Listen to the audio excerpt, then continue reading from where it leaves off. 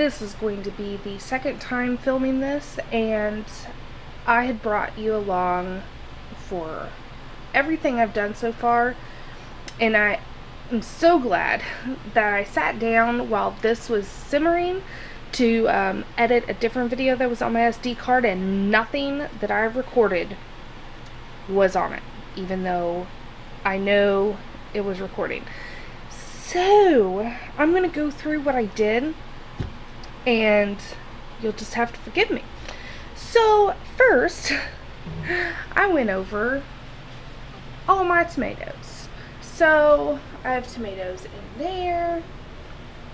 I have all these, plus I have the 15 pounds that I processed. Now these are homegrown. They were given to me by my great aunt, and I have another bushel coming today or tomorrow, and then another at least bushel coming next week. So I am doing sauce today, and then I will be doing juice and salsa. So that's what we have going on. The first thing I did was get about 15 pounds out, and then I put them in, well, I washed them and I cored them, and then stuck them in this pot, and I cooked them until they were very soft, is what the ball canning book says to do. So I didn't add any liquid to it. That's what I did, stirred occasionally until they were soft. Then I came over here and I used the food mill to mill the puree, which is now in this pot. So this is 15 pounds worth of puree, and this I have on medium heat. Nothing additional is added to this, and I'm going to let it reduce by half. So I just want it to simmer, reduce by half until it's a nice thick sauce. And I want it plain. I just want plain tomato sauce, and this is going to be for recipes, and it's going to be for my son's spaghetti sauce because he doesn't like to see anything in there. It just needs to be red. That is it. So that is what I am doing right now, is waiting for this to reduce by half. Okay, so this is gone for, let's see what time it is. It's about 3 hours, 2.5, 3 hours at just a simmer. Well, come here.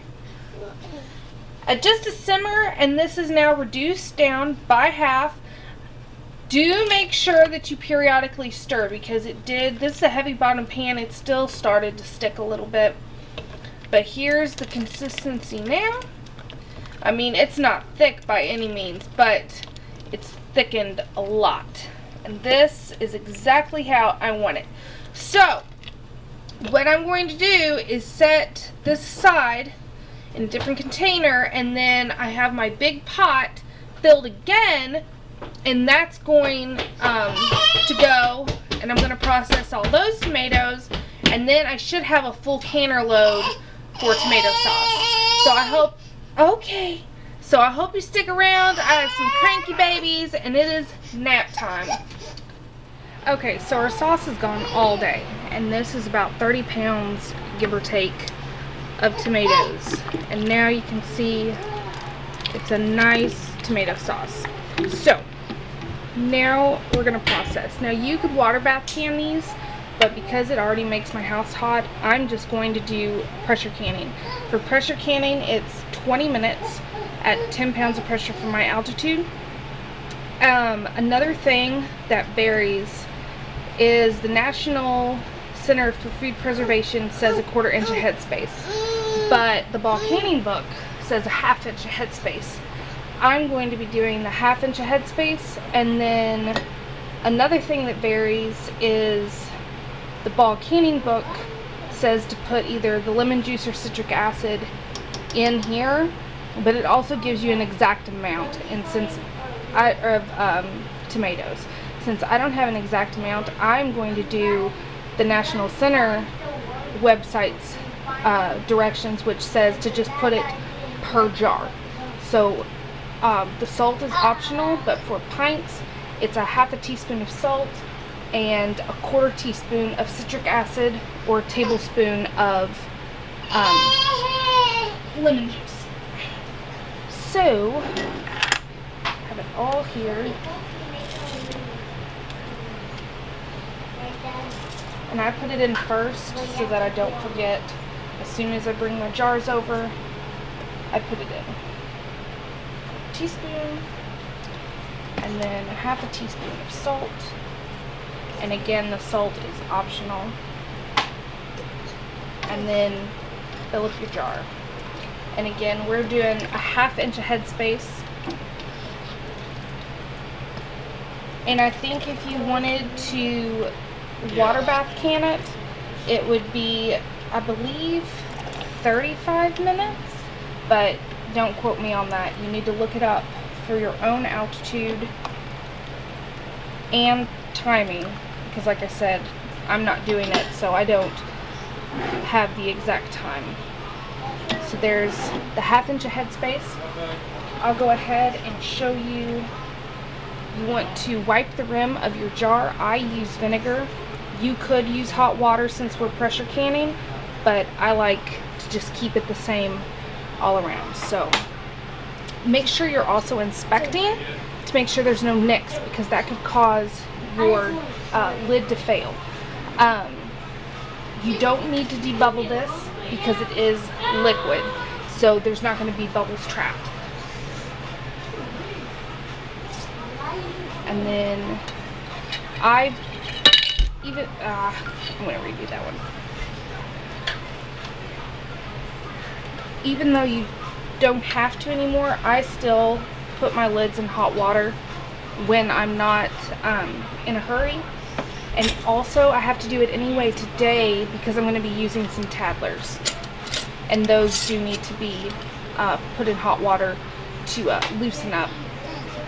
So this is going to go and sit in my canner. I'll show it to you. Is that not pretty? And it'll rest in my canner. My canner isn't hot. It's about 120 degrees right now. And so it'll rest, and we'll see how many we can get. 20 minutes pressure canned for 10 pounds of pressure. Alright, so here is the finished product on the standard, just plain tomato sauce. All we did was add salt, and then of course our citric acid, and they all look amazing. We did a 1/2 inch of headspace, and they are just above an inch of headspace now, so I say that is a big win. Big win. So let me show you super fast. We've already been to the store this morning, and we've been to get more tomatoes. So I have all 4 of these, and these. Come here. And those are going to be marinara, tomato juice, and more crushed tomatoes if I have any left, or salsa. I haven't decided. So I hope you enjoyed this video, and I hope to see you guys next time for another delicious canning recipe, or I may just be doing a food recipe. Who knows? I have some eggplant. I may bring you along for an eggplant recipe. Alright, thanks for watching.